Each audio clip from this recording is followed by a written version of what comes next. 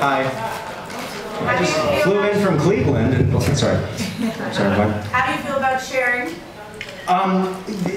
It's amazing. It's the best possible. Okay, think of it this way: best possible situation, you win, right? That means that 3 other people that you love and respect don't win. So this is the best of all possible worlds. I mean, I would have wanted Billy to get this, even if I didn't, and now I got that. I got this. This is so cool. We didn't hear your speech, and congrats. Oh no, that's probably a good thing. It was a terrible, terrible, rambling mess, and may God have mercy on my soul. Did you thank Patrick Mulcahy? See, this is what I'm talking about. This is why I'm terrible at this. No, I didn't. I mean, I went right up to him afterwards and I thanked him, but yeah, I'm just like the worst Emmy acceptor ever. No, but I mean, you obviously knew that was the real snap. Oh yeah. An easy decision for you. Oh yeah, yeah. Anything that I've ever. I mean, all of our writers are amazing on the show, but there's something about Patrick gets father-son relationships so well, so intimately. I mean, it just cuts to the core of you, and I love his work. And so you were nominated 8 million times as younger actor and lost, and then so you won back-to-back now your nominations, because you weren't nominated last year, right? No, so not back-to-back. Oh yeah, but if you put my nominations back-to-back. So now you're feeling like Heather Tom.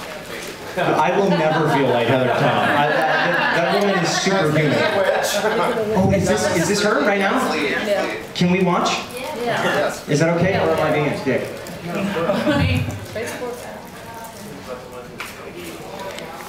Scott Clifton. I'm sorry, you guys can keep asking me questions, but is it okay if I'm looking this way? It's Heather. It's Heather.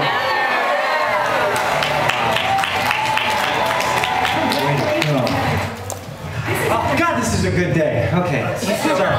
And then finally, not to hug up, but what's the difference now being in supporting? Because now, like Heather Tom, she went young, she went younger, she went supporting, she went lead. You're now in supporting. Does it feel like? Yeah, I mean, I won my younger one on like my last chance to do that, and that was really important to me because I thought that once I was in this category, there was just no fucking way. And just because of the fact that it's it's a soap opera, it's an ensemble cast. All of us are supporting actors in a sense. We're all supporting. So to be recognized for something like this, to be recognized for being a good supportive actor, I think that's really special to me. And the pool of talent in this category is huge. So I'm really, really lucky. Actually, that's a lie. I just bribed everyone in the Academy. How do you plan on celebrating tonight? I am imagining that quite a few people are going to make me drink shots, which is terrifying to me because I have to do the talk tomorrow on CBS. So I'm caught between a rock and a hard place here. But I can tell you how my wife will be celebrating. She'll be driving everybody nuts on the dance floor. So I'll be watching. Scott, your character Liam has kind of been ping-ponging back and forth between Hope and Steffi for years now, but the story got a lot more gravitas recently with Steffi losing Liam's baby. Yes, sir. Accidentally. What was it like playing those scenes, and will they be your submission for next year? I'm really, really happy with how those scenes turned out, and this is embarrassing to admit, but part of me was feeling really good about tonight, win or lose, because I feel really proud of that stuff, and I'm looking forward to using that stuff for next year. So yeah, I think that the writing in that storyline and Jackie, I mean, it all just worked really, really well. And I'm proud of that. Speaking of Jackie, now that she's kind of taken a break from the show, how is that going to change the dynamic?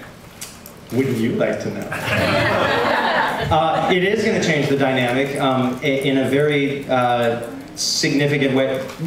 Let me be clear, she's not gone. Like, she'll be around, and she if you talk to her, she'll tell you like she has no intention of like never showing up again. She's going to be coming back. But the dynamic has, in terms of like what we're shooting now, the dynamic has already begun to change in a really, really cool way that I'm excited for you guys to see.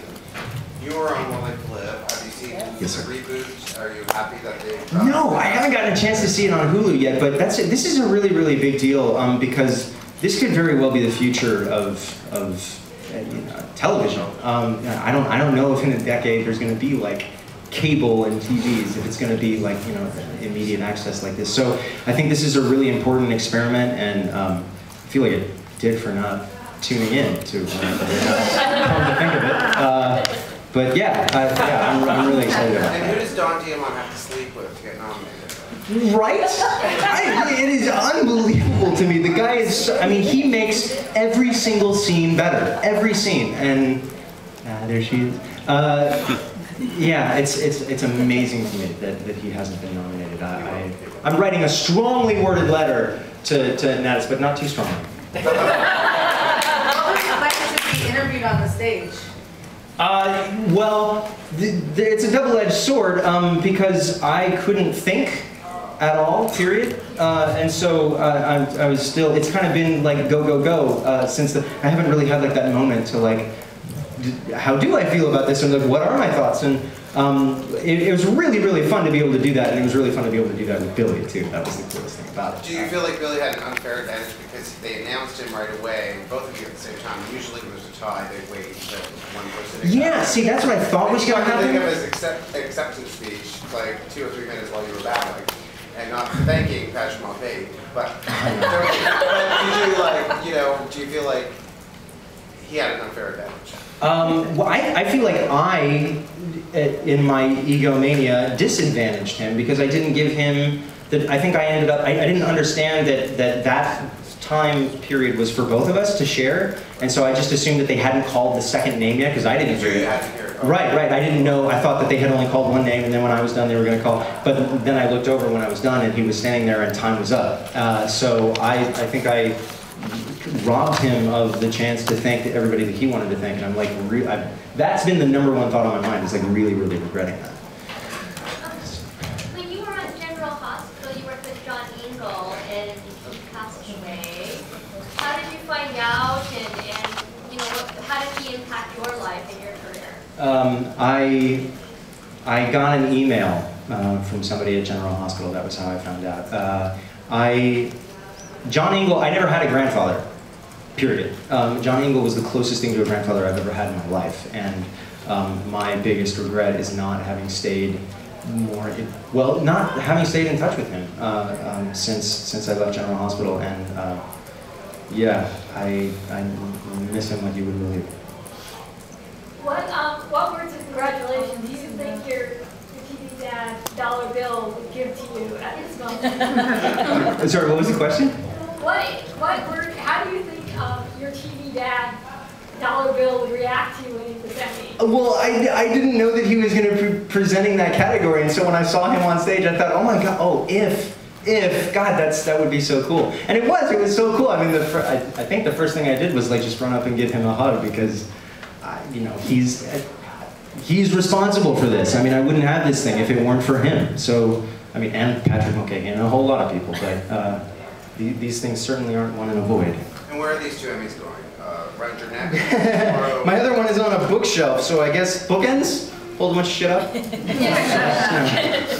I clearly have no respect for that. Yes, No, yes, you do. I think I'm released, I guess. Yeah.